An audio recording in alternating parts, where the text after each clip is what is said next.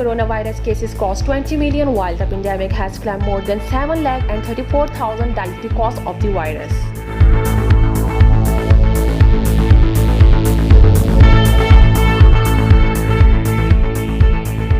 US cabinet member meets Taiwan leader as tension with Beijing rise.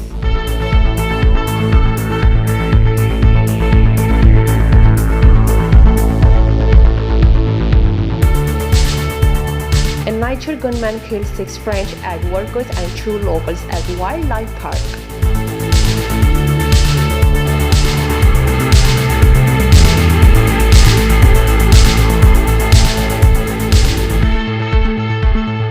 Taliban ready for upon peace talks after prisoner release completed.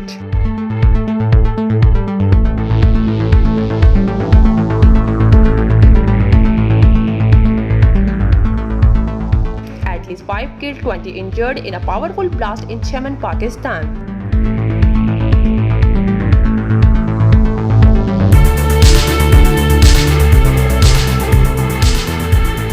The 3rd death anniversary of Dr. Ruth Pfau being observed today.